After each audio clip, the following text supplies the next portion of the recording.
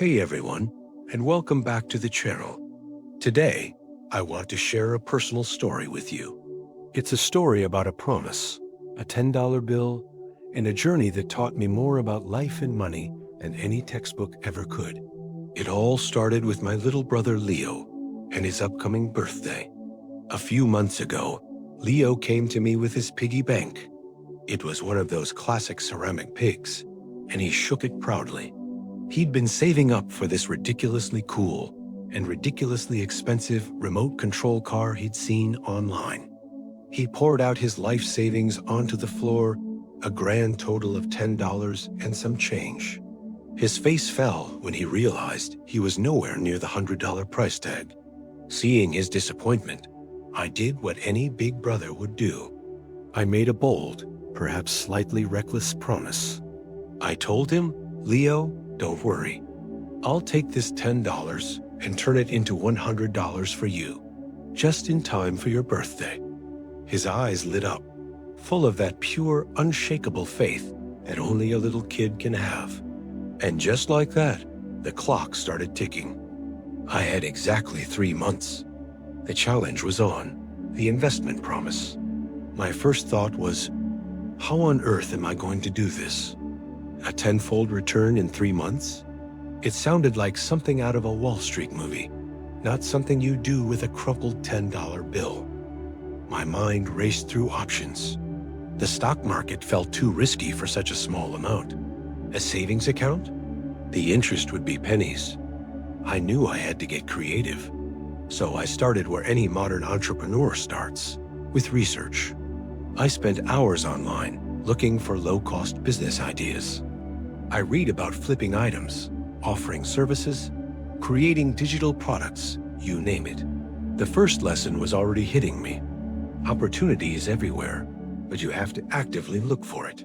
You can't just wait for it to fall into your lap. I decided my first move would be something simple, something with a quick turnaround.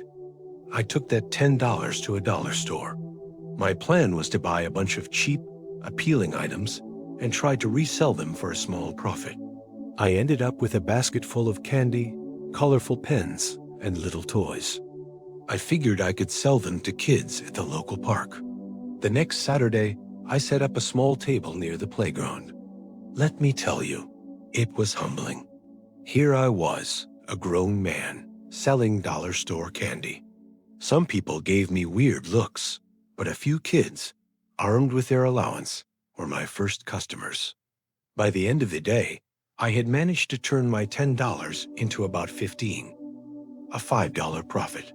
It wasn't much, but it was a start. More importantly, it was proof of concept. I learned about pricing, location, and the simple power of a friendly smile. That $15 felt more valuable than any money I'd ever earned easily.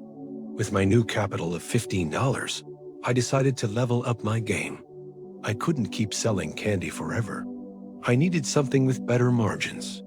I remembered seeing a trend on social media about custom-painted phone cases. I wasn't a great artist, but I was decent enough. I used my $15 to buy a few clear phone cases and some acrylic paints. This was my first real investment in a business. It was a bigger risk. If these didn't sell, I'd be back to square one, or even worse. I spent the next week painting. I did simple designs, galaxy patterns, minimalist flowers, that kind of thing. I took the best photos I could with my phone and listed them on a local online marketplace. The first few days were silent. Crickets. Doubt started to creep in. Had I made a huge mistake? Was this whole promise a failure? This is where the emotional roller coaster of entrepreneurship really kicks in. You have these moments of pure excitement, followed by crushing self-doubt. But I had made a promise to Leo. I couldn't give up. Then one evening, a notification popped up on my phone. "You've made a sale." I literally jumped off my couch. The feeling was incredible. Someone out there liked my creation enough to pay for it. That first sale gave me the motivation I needed. Soon, another order came in, and then another.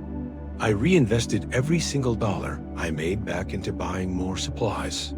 I started taking custom requests, which allowed me to charge a bit more. My little phone case hustle was slowly growing. By the end of the first month, I had turned that initial $15 into $70. I was getting closer, as $70 felt like a fortune.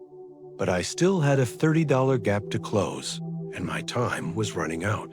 The phone case business was steady, but it wasn't going to get me to $100 fast enough. I needed one more big push. This is where I learned about scaling and diversifying. You can't put all your eggs in one basket. I started thinking about services I could offer.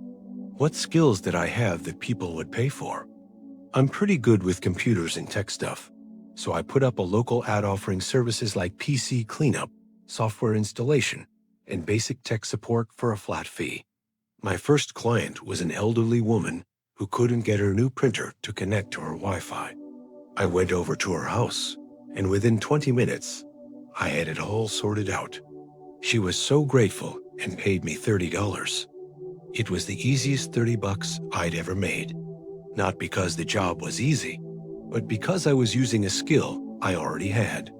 It was a huge light bulb moment. Sometimes, the most valuable asset you have is your own knowledge. Over the next few weeks, I took on a few more tech support gigs. Each one was a quick and easy way to add to my fund. Finally, about a week before Leo's birthday, I counted the money.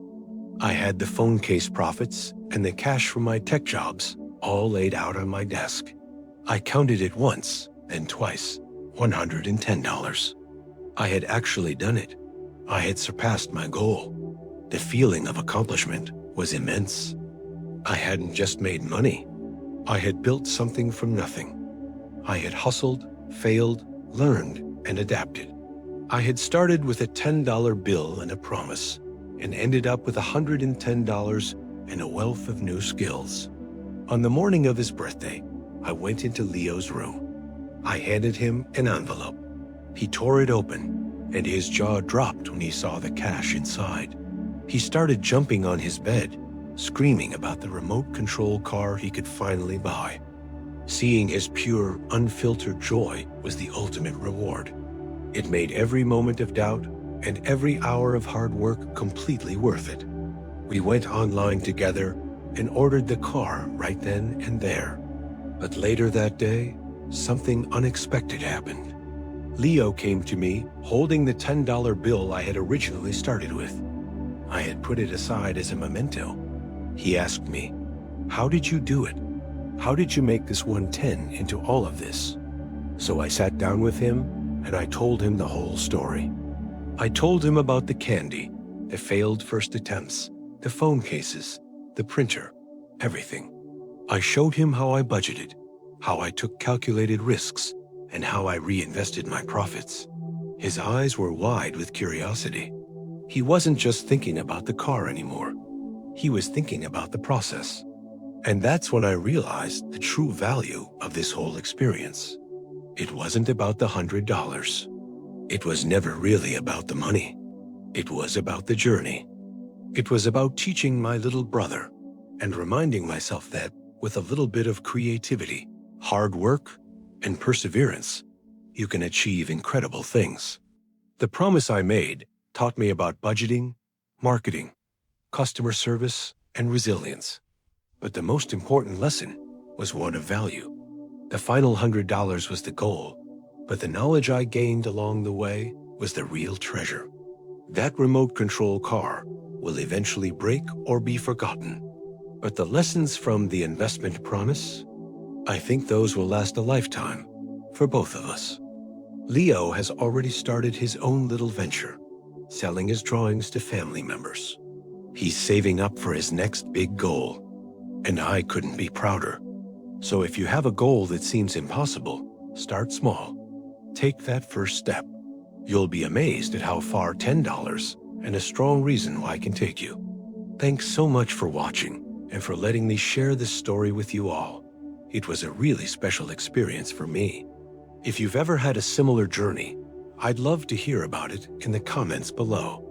Don't forget to like this video if you enjoyed it and subscribe for more content. See you in the next one.